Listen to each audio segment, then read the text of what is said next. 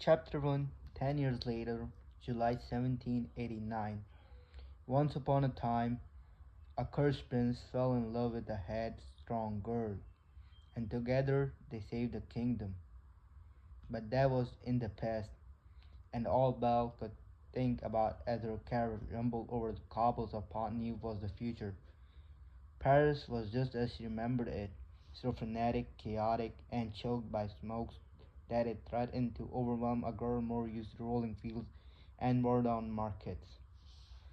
She leaned out the window to take in the city after days of monotonous countryside. Lumiere continued to sleep hunched over in the corner, the same position he had spent most of the journey in. Behind her, her husband's hand clasped her skirt as if to anchor her to him, but she could not tear herself from the view. Outside, the city was so viscerally alive.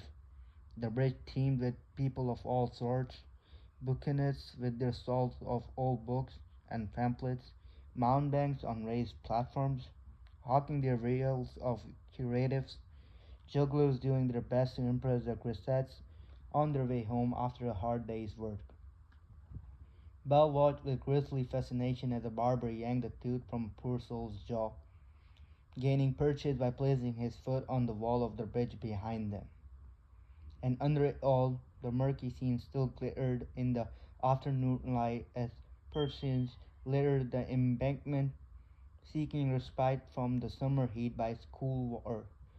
Belle reveled in it now, just as she had long ago, when she first saw it all from the back of her father's wagon, wedged between his inventions.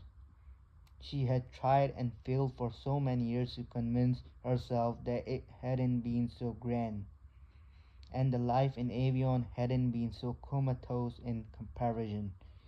She had strived to remember only the filth and stench of Paris, and those remained. But beneath them was a city of people and industry and enlightenment, of poets and philosophers, and of scientists and scholars. It was a city that valued knowledge, no matter where it came from, unlike her own sleepy village of Plaisance, where Belle was taunted for being different. In her mind, Paris became the kind of place Belle dreamed of running to before she met Leo and the course of her life changed forever. She drank the city in, scarcely able to contend with everything happening outside the carriage. You know, they say the police know a man has left Paris if they haven't seen him cross Pont-Neuf in 3 days. Oh, Leo was absent-minded and still preferring to sit back and let Paris pass him by. She glanced over at him. You weren't lying when you said it has no hold over you. He gave her a quizzical grin. What? Paris, she said, leaning toward him. I feel as though I might burst out of my skin. But you are. The words died on her lip as her ears rang in the sudden muffled quiet of the carriage. He looked out to the busy bridge and sighed. Paris is a host to a lot of my unhappy memories. He watched her smile fade and reached out for her hand, thumbing her palm. I'm happy that you're happy, Belle. Perhaps we can make new memories here. Belle hadn't ever thought herself to be marrying type, but after she broke the curse that bound that man she loved and set a kingdom free, marriage hardly seemed a challenge at all. Her time in the enchanted castle had changed her. When Leo proposed in the library he had gifted her, surrounded by her father and the family she had made for herself. Saying yes had been the most natural thing in the world. Now the curse was far behind them, and while Belle did not regret choosing Leo, she hadn't entirely realized the consequences of that choice. She had never imagined a life spent in a castle, or the duties that came with marrying a prince. But she and Leo needed to build a life together, and Paris was to be the first stop on the grand tour of Europe that Belle had always dreamed of. Cogsworth had, of course, bemoaned the wasted, and the unseemliness of a prince touring the continent. But Belle was adamant that she see everything she could before the walls of Leo's castle closed around her for good. She needed one last bit of adventure she should cling to. Lumiere had chosen to accompany them for the beginning of their journey, eager to visit the kitchens of Paris' most celebrated restaurants. Cogsworth had made him promise to behave, but everyone knew that was asking a lot of Lumiere, who was as dedicated to mischief and revelry as he was to his duties as maître d'hôtel or master of the house.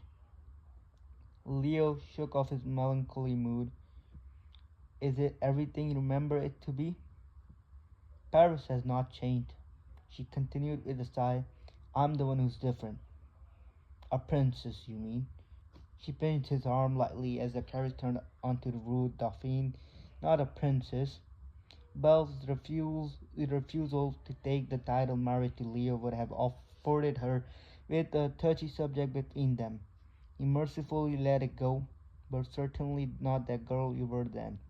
She turned her attention to the wall-papered panel of the carriage, tracing the embossed flowers with the tip of her finger, unwilling to let him see her smile falter once more. She didn't know how to explain that she would always be that girl, that no titles or fine clothing would change her. In her bones, she was a poor, provincial peasant who had risen far above her station. Sometimes she worried her life was made up of illusions.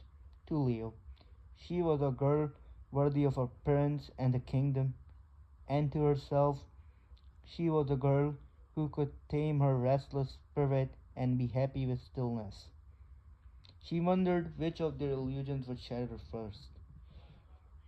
She buried the unpleasant thoughts as Leo changed the subject. Should we go over everything again? Belle grimaced. Visiting the court of Versailles was not something either of them wished to do, but it was necessary evil. Avion was a principality, and its rulers had sojourned at the French court for centuries at the will of the King of France. It was a mutual beneficial relationship that Leo wished to restore. But he had been absent from court for 10 years, bound by a curse that raised him from the minds of those who once knew him. Neither of them knew where he stood with King Louis. He might be irreparably angry with Leo, or have forgotten him altogether, but ignoring the problem solved nothing. They would have to face the King of France eventually. She could tell her husband was nervous, so she tried for levity.